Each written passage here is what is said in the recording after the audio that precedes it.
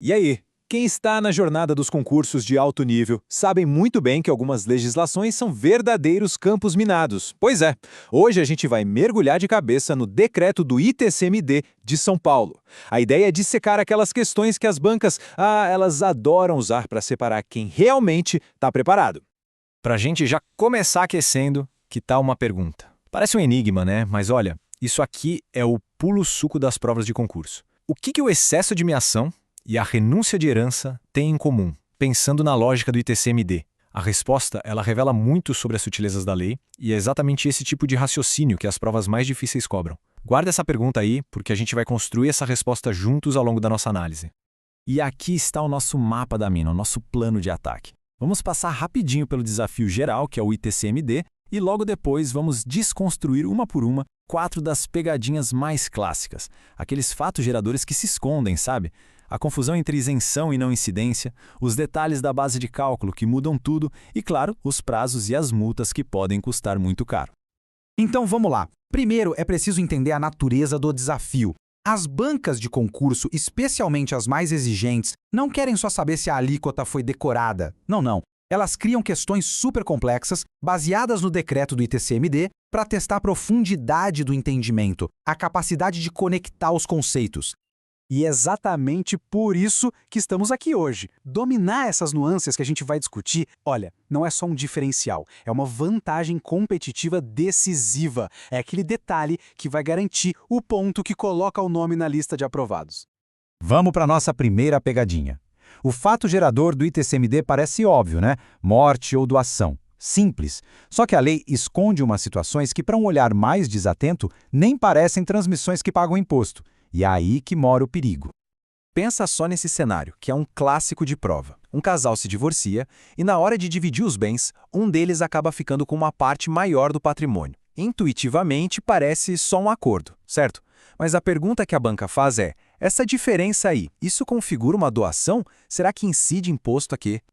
E a resposta está aqui, direto da fonte, preto no branco. O artigo 1º, parágrafo 5º do decreto, é claríssimo.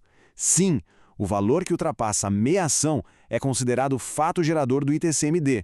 É uma transmissão gratuita e, portanto, tem que pagar imposto. E com isso, a gente já mata a primeira parte daquela nossa pergunta inicial. O excesso de meação é um desses fatos geradores ocultos. Então, o ponto crucial aqui é o seguinte: o conceito de doação para o ITCMD é bem mais amplo do que parece no dia a dia. Aqui tem outros exemplos para ficar de olho. A transmissão de cotas de uma empresa, direitos autorais ou até a cessão gratuita de uma herança para outra pessoa. Tudo isso são fatos geradores que as bancas, elas adoram explorar. Agora, vamos para a segunda grande confusão. É um tema clássico do direito tributário, mas que no ITCM tem umas particularidades.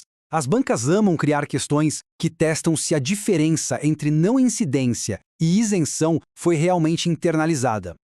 A clareza dessa comparação é fundamental. Na não incidência, o evento simplesmente não se encaixa na descrição da lei que cria o imposto. O exemplo perfeito é a renúncia pura de herança. E aqui a gente mata a segunda parte da nossa pergunta do começo. A renúncia pura, prevista lá no artigo 5º, é um caso de não incidência. É como se a transmissão para aquele herdeiro nunca tivesse acontecido. Já na isenção, o fato gerador acontece. A transmissão ocorre, a obrigação de pagar o imposto nasce, mas a lei chega e diz: ok, pode dispensar o pagamento. É o caso da doação de baixo valor, do artigo 6º.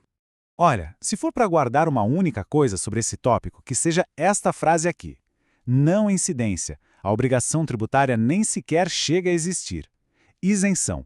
A obrigação existe, ela nasceu, mas o contribuinte foi legalmente liberado de pagar. Essa distinção é a base de tudo.